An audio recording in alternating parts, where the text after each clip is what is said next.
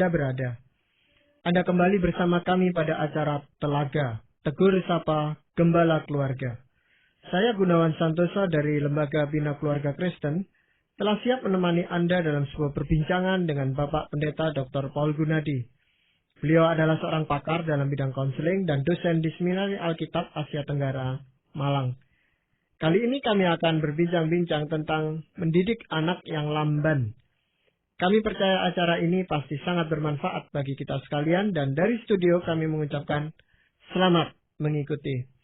Bapak, anak-anak yang lahir ke dunia ini sama seperti kita yang dewasa tentunya tingkat kecerdasannya kan berbeda-beda, Pak Boleh. Bahkan walaupun itu saudara sekandung, jadi kakak dan adiknya dan sebagainya, itu kan tingkat kecerdasannya ternyata berbeda.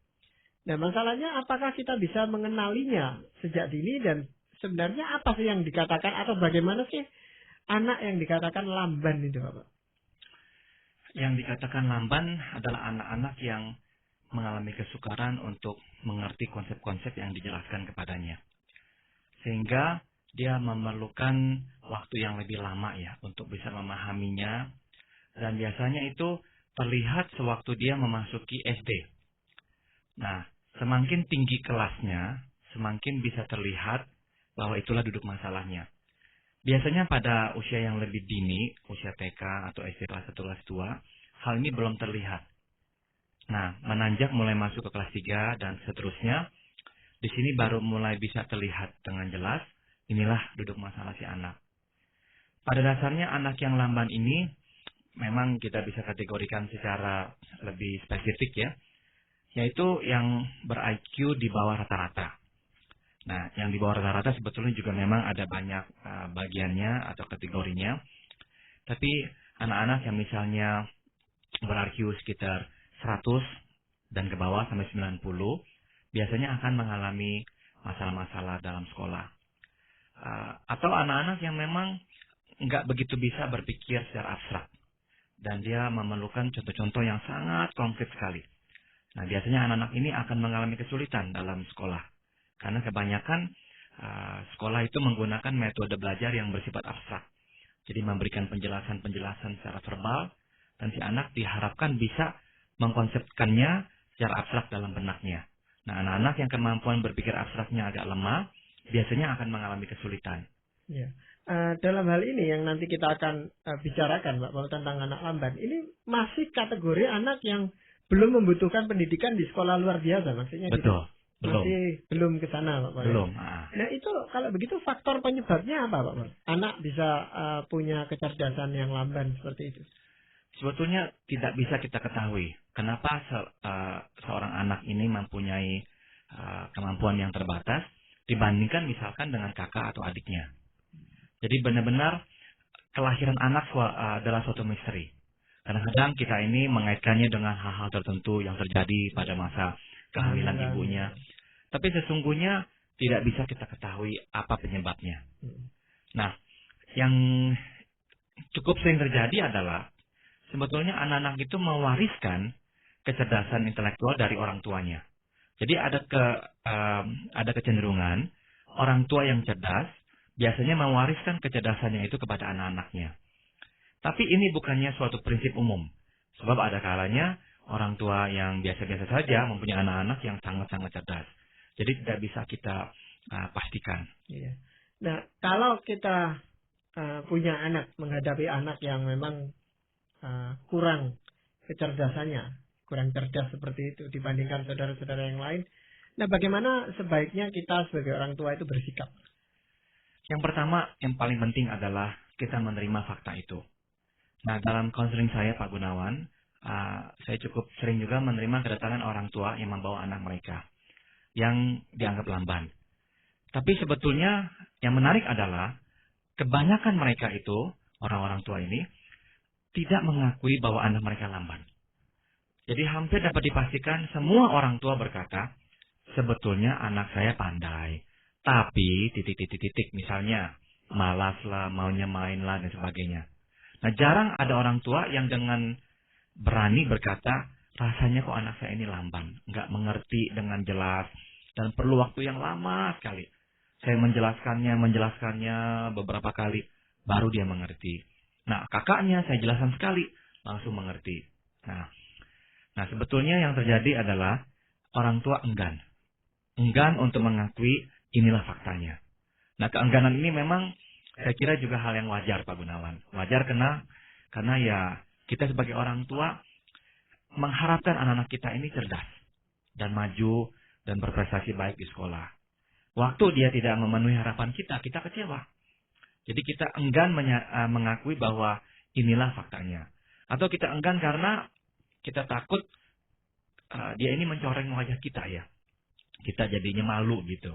Kalau anak kita tidak pandai, tidak sepandai anak-anak yang lainnya misalnya. Iya, tapi memang faktanya kadang-kadang kan ada anak itu yang lamban karena ya faktor tadi kemalasannya, Pak. Jadi bagaimana itu? Kalau memang dia lamban karena kemalasannya, saya tidak kategorikan dia lamban. Dia malas belajar saja gitu. Nah, misalkan dalam hal-hal yang lain, dia cepat sekali. Kalau yang dia sukai, dia cepat sekali mengertinya. Kalau pelajaran yang dia nggak sukai, lambat sekali. Nah, itu masalah lain lagi. Itu masalah bagaimana ya mendisiplin dia, memotivasi dia. Tapi kita sekarang sedang membicarakan hal yang memang kita harus akui dia lamban. Jadi ada yang anak memang sungguh-sungguh lamban. Ya itu berarti orang tua harus lebih dahulu mendeteksi atau mengetahui dengan jelas bahwa memang anaknya lamban. Baru dia bisa mengakuinya, Pak. Iya, caranya yang paling mudah adalah tidak usah dibawa ke psikolog atau tes kepandaian. Yang mudah sekali adalah waktu dia memberikan penjelasan-penjelasan kepada si anak. Coba berikannya secara konkret. Apakah anak itu mudah menangkapnya? Kalau setelah memberikan contoh-contoh konkret, tetap si anak sulit menangkapnya, bisa kita pastikan memang dia agak lamban. Nah, kalau dengan kita di rumah, satu dengan satu, ya, dia mengalami kesulitan memahami konsep yang kita ajarkan dengan konkret itu, dapat dipastikan di sekolah, dia mengalami kesulitan yang lebih besar. Karena ada kemungkinan guru tidak akan ya bisa menjelaskannya sepribadi itu dengan dia, satu dengan satu. Iya. Selain kita bisa atau bukan bisa, memang harus mengakui gitu Pak, mengakui keberadaan anak kita ini yang memang lamban. Langkah konkret apa yang lain Pak yang bisa dilakukan? Yang berikutnya adalah kita mesti memperlihatkan sikap penerimaan kepada anak itu. Kenapa kita perlu memberikan sikap penuh penerimaan? Sebab kelambanan bukan salahnya Pak Gunawan. Dan ia tidak ingin menjadi anak yang lamban. Ini kita harus selalu ingat. Tidak ada anak yang senang menjadi bahan olokan. Dan tidak ada anak yang mau tersiksa 7 jam sehari. Ya, bagi anak yang lamban, pergi ke sekolah merupakan penderitaan yang tersendiri Pak Gunawan. Ya, waktu gurunya menjelaskan, dia tidak mudah menangkapnya. Dan waktu ulangan diberikan, kembali ya, dia paling takut menerimanya karena dia tahu dia angkanya jelek. Dan nanti kadang-kadang juga dicemooh ya teman-temannya. Atau kalau ada guru yang kurang sensitif, dialah yang dipermalukan. Jadi bersekolah adalah suatu penderitaan bagi anak-anak ini. Nah, dia perlu pulang ke rumah mendapatkan penerimaan penuh dari orang tuanya. Dia tahu dia di luar dievaluasi, dinilai, dan dianggap gagal. Di rumah dia tidak dianggap gagal. Dia bebas dari penilaian karena orang tuanya menerima dia dengan apa adanya.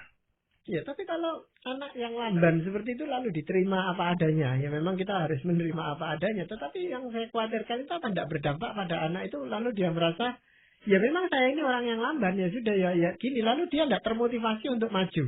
Akibatnya yang nampak adalah kemalasan lagi, Pak Paul. Seperti tadi di sekolah gitu ya. Dia kan tidak cepat bisa menangkap apa yang diterangkan oleh guru, ketinggalan dengan teman-temannya. Itu kan bisa membuat dia jadi malas lalu sekolah itu, Pak. Sangat mungkin sekali.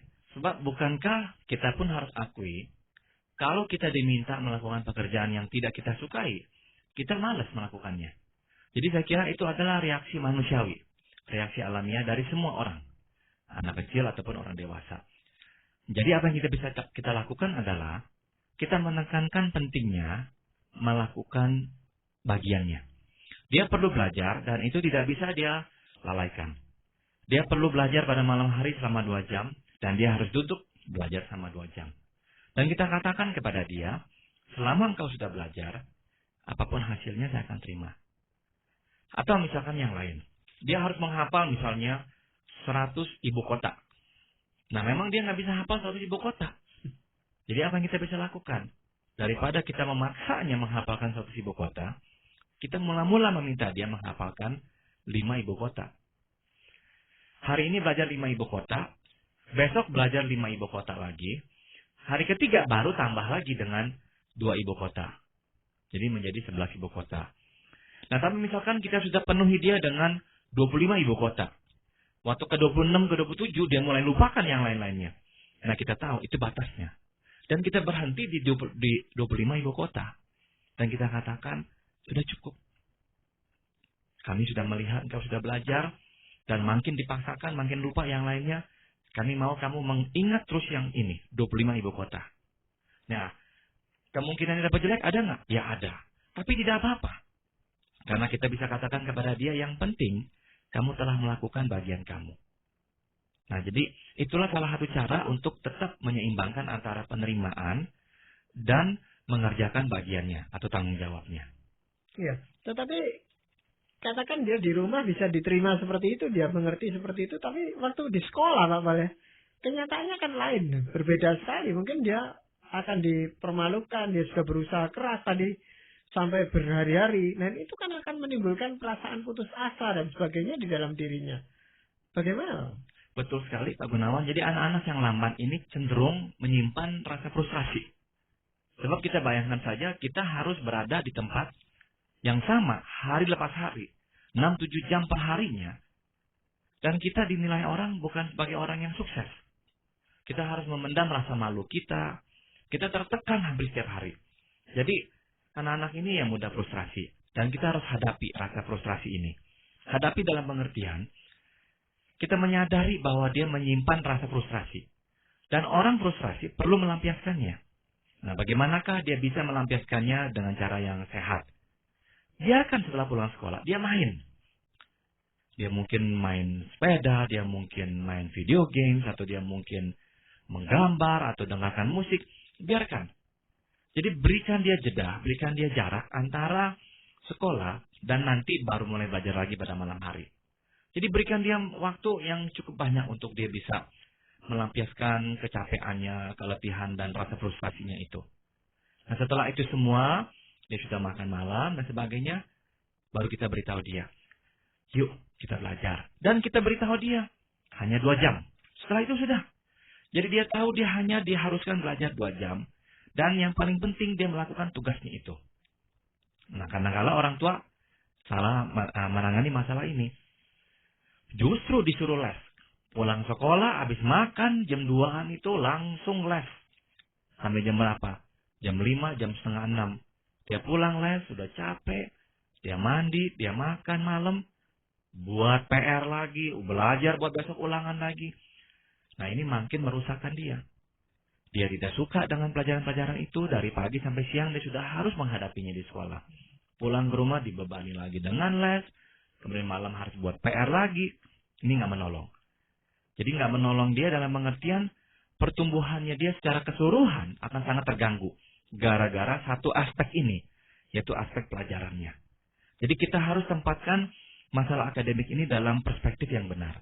Masalah akademik hanyalah satu bagian dari kehidupannya. Bukan seluruh bagian dari kehidupannya. Jadi biarkan. Dia hanya bisa segini. Kita dorong dia lakukan tanggung jawabnya. Dia bisa belajar 2 jam, ya 2 jam. Tapi 2 jam itu sungguh-sungguh dia belajar dengan konsentrasi. Kalau dia main-main, tidak bertanggung jawab, kita tegur dia. Ya, ada sebagian orang tua itu yang memindahkan anaknya ke sekolah lain, yang tuntutannya itu lebih, ya tidak setinggi sekolah yang mula-mula. Nah, itu bagaimana Pak? Kalau memang anak ini nggak mencapai standar yang dituntut oleh sekolahnya, saya anjurkan memang pindah. Saya anjurkan pindah sehingga kompetisinya tidak terlalu tinggi. Dan si guru tidak terlalu menyoroti dia. Kalau dia di kalangan teman-teman yang cerdas-cerdas, si guru akan menyoroti dia. Dia akan menonjol, bukan sebagai anak yang pandai, menonjol sebagai anak yang tidak pandai. Dan itu akan sangat membawa tekanan bagi dia. Nah, seringkali orang tua ini berkepentingan menyekolahkan anak di sekolah yang bagus-bagus. Tapi kita sebagai orang tua harus menyadari kemampuan dan keterbatasan anak kita. Kalau memang tidak mampu, jangan dipaksakan di sekolah yang bagus. Di sekolah yang sedang-sedang saja. Sehingga dia tidak terlalu tertekan. Nah, seringkali kita ini sebagai orang tua sudah stres. Karena pulang ke rumah, dia nggak bisa ikuti pelajaran dengan baik, kita frustrasi, kita lampiaskan kepada dia. Karena kita mengajarkannya susah sekali. Dia tambah stres, dia tambah frustrasi. Jadi akhirnya dia di sekolah frustrasi, Di rumah tambah frustrasi. Dan dia sudah takut pulang ke rumah. Karena apa? Dia tahu akan terjadi keributan dengan orang tuanya. Di sekolah dia sudah stres, di rumah dia takut nanti ribut dengan orang tua. Jadi kita sangat menekan anak ini secara tidak perlu dan akan menghambat pertumbuhannya. Maka tidak akan heran kalau nanti dia bisa akhirnya lebih lamban lagi, Pak. lebih lambat lagi. Iya. Karena tambah takut. Nah, kalau frustrasinya itu diungkapkan dalam bentuk yang positif seperti tadi Pak Paul katakan ya, bermain, pergi ke rumah temannya dan itu masih bisa kita pahami. Tapi kalau frustrasinya itu justru disalurkan ke hal-hal yang negatif, Pak. Sebetulnya Pak Gunawan, kalau dari awalnya kita terima anak kita ya, bahwa dia itu agak lamban dan kita memberi ruang gerak yang cukup luas baginya untuk main, untuk mengerjakan hal-hal yang lainnya, seharusnya dia tidak melampiaskan rasa frustrasinya secara negatif. Karena dia tahu dia pulang ke rumah, dia bisa main-main berjam-jam, dan itu sudah menjadi penyaluran buat dia. Nah, sudah tentu pada waktu malam kita ingin dia belajar, ya susah. Karena sekali lagi nggak ada orang yang senang mengerjakan hal-hal yang dia rasa dia gagal di situ. Nah, jadi kita memang harus sediakan waktu untuk bersama dia. Misalkan duduk di samping dia, atau sekali-sekali mengecek lagi, menanyakannya kepada dia. Jadi orang tua harus terlibat di sini. Selama misalkan malam 2 jamnya itu. Nah, setelah dia bisa, ya sudah. Ada hal-hal yang dia nggak bisa, ya udah juga. Jadi kita sebagai orang tua mesti pintar-pintar juga memilah-milah. Yang apa yang perlu dia pelajari, yang apa yang sudah dah biarkan. Karena kita tahu kalau kita paksakan masuk semuanya, akan keluar semua dari benaknya. Iya. Nah, apakah seseorang anak yang lamban tadi ya, itu di semua bidang ilmu pengetahuan katakannya, itu lamban? Nah, ini pertanyaan yang bagus sekali Pak Gunawan. Sebab faktanya adalah tidak. Jadi kecenderungannya adalah anak itu lamban pada satu bidang saja. Bahkan waktu dia lamban misalkan dalam hal-hal yang bersifat abstrak. Jadi dia akan susah misalnya nanti mengerjakan matematika, fisika dan sebagainya. Enggak berarti dia akan lamban misalkan dalam bidang-bidang yang lainnya. Dia mungkin sekali sangat pandai dalam bidang seni. Dalam bidang yang misalnya juga menuntut penguraian secara tertulis. Jadi ada hal-hal yang dia mungkin bisa lakukan dengan baik. Selain dari itu, mungkin dia akan sangat berprestasi dalam bidang olahraga. Atau dalam bidang komputer. Dia bisa bermain dengan sangat bagus sekali. Nah, tugas kita sebagai orang tua adalah membantunya menemukan minat-minatnya yang lain itu. Saya tidak menggunakan kata menemukan kelebihan-kelebihannya. Enggak ya, sebab kadang-kala kita mempunyai anggapan, oh dia lemah di sini, dia pasti punya kelebihan yang lain. Kenyataannya adalah ya enggak ya. Bukannya kelebihannya biasa-biasa saja. Hanya berminat di Hanya satu berminat. bidang itu. Dan itu yang mesti dikembangkan terus gitu Pak Paul ya. Betul. Jadi minatnya apa? Kita coba cari tahu bersama dia. Cari tahunya bagaimana? Ya kita memang harus berikan dia kebebasan untuk mencari tahu. Dan kita bisa membantunya menanyakan. Ini mau nggak coba? Ini mau nggak coba? Nah waktu dia senang melakukannya, dia gembira melakukannya. Nah kita tahulah ini minatnya. Nah kita dorong dia untuk melakukan yang dia senangi itu dengan sebaik-baiknya. Ini penting sekali untuk pertumbuhan keyakinan dirinya. Dia akan tahu dia bernilai. Karena dia bisa ini. Kalau dia tidak tahu dia bernilai dalam bidang ini, dia mungkin akan menganggap dirinya itu orang yang gagal, orang yang bodoh. Karena dia diukur hanya melalui satu hal, yaitu prestasi akademiknya. Dengan dia mampu mengembangkan diri pada bidang-bidang yang lain, nah dia tahu dia bernilai pula. Iya. Banyak pandangan yang mengatakan bahwa kalau orang yang lamban ini, khususnya kecerdasannya tidak terlalu tinggi, lalu dia menjadi seseorang yang agresif atau yang merusak dan sebagainya, yang tingkah lakunya itu negatif gitu Pak Paul. Apakah itu benar? Itu bisa terjadi Pak Gunawan. Yaitu anak-anak ini karena nggak mendapatkan ya penyaluran di rumah dan nggak diterima, tetap dimarahi di rumah, dia akan melampiaskannya keluar. dia agresif, dia berkelahi. Sebab apa? Mungkin dengan dia agresif, dia berkelahi, dia menjadi anak yang dikenal sebagai anak yang disegani. Sebelumnya dia dianggap anak bawang, tidak ada apa-apa. Nah sekarang karena dia berhasil berkelahi, disegani oleh teman-temannya. Nah itu menjadi jati dirinya. Nah itu berbahaya. Atau karena dia frustrasi, tidak mampu, dianggap bodoh, dia akhirnya ya harus melampiaskan rasa frustasinya secara fisik. Dia berkelahi dengan orang dan sebagainya. Atau perilaku yang lain Pak Gunawan yang juga umum adalah anak ini mulai mengucilkan diri. Dia rasa dia nggak diterima oleh teman-temannya, jadi bahan olok-olokan. Jadi daripada malu, ya dia menyendiri dah. Nah ini juga perilaku-perilaku yang tidak sehat. Ya lalu bagaimana kita bersikap sebagai orang tua, Bapak? Untuk yang agresif dan merusakkan orang, kita harus memberikan sanksi. Jangan ragu menghukumnya. Nah jangan sampai kita ini gara-gara tahu dia lamban, kita akhirnya membiarkan dia berbuat semau-maunya. Tidak benar itu. Jadi tetap kalau dia salah, kita berikan hukuman. Kalau dia menarik diri, mengucilkan diri di kamar dan sebagainya, kita mesti proaktif ya, mengajak dia keluar, membawa dia ke rumah temannya, atau mengajak teman-temannya ke rumah. Jadi orang tua harus peka melihat ini. Dan secara aktif mengelibatkan dia dalam pergaulan dengan teman-temannya kembali. Daripada nanti dia sudah umur 19 tahun, 20 tahun, baru kita melek dan sadar, wah anak saya ini kok nggak pernah bergaul, nggak pernah keluar dengan teman-teman, baru kita panik. Dan saat itu sudah terlambat. Sebab keterampilan bergaul itu dipupuk pada masa-masa umur sekitar 8-9 tahun terus sampai usia sekitar misalnya 13-14 tahun. Jadi pada masa kecil itulah keterampilan bergaul dipupuk. Sehingga pada masa remaja dia bisa pakai keterampilan itu. Nah kalau dari kecil sudah mulai diam, remaja tidak bisa bergaul, setelah itu ya sudah, nggak bisa bergaul terus. Iya.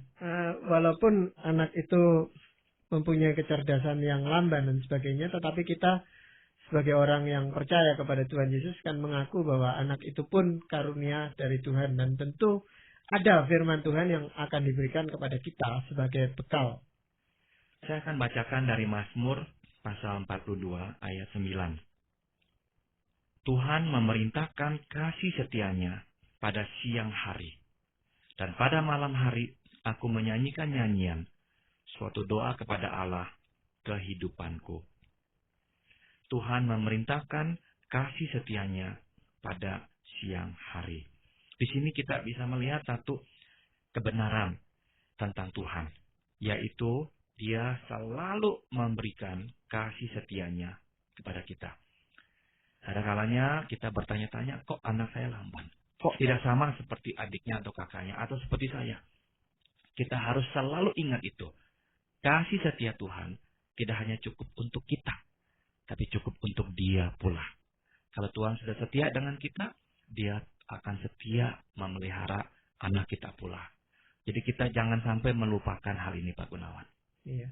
Nah sebenarnya kalau sampai saat ini pun kita ada, itu semata-mata karena Tuhan setia kepada kita. Kita pun di mata Tuhan mungkin juga sebagai anak yang lamban juga Pak Pale. Tetapi hanya karena kasih setia Tuhan kita tetap dipeliharanya. Jadi anak-anak yang bagaimanapun lambannya, kecerdasannya, saya rasa kita harus tetap yakini sebagai karunia Tuhan. Dan firman Tuhan itu sudah menguatkan kita. Jadi saudara-saudara pendengar, demikianlah tadi Anda telah mengikuti sebuah perbincangan kami dengan Bapak Pendeta Dr. Paul Gunadi dalam acara Telaga, Tegur Sapa Gembala Keluarga. Kami baru saja berbincang-bincang tentang menangani anak yang lamban. Bagi Anda yang berminat untuk mengetahui lebih lanjut mengenai acara ini, kami persilakan Anda menghubungi kami lewat surat. Alamatkan surat Anda ke Lembaga Bina Keluarga Kristen atau LBKK Jalan Cimanuk nomor 58 Malang. Saran-saran, pertanyaan serta tanggapan Anda sangat kami nantikan. Akhirnya dari studio kami ucapkan terima kasih atas perhatian Anda dan sampai jumpa pada acara Telaga yang akan datang.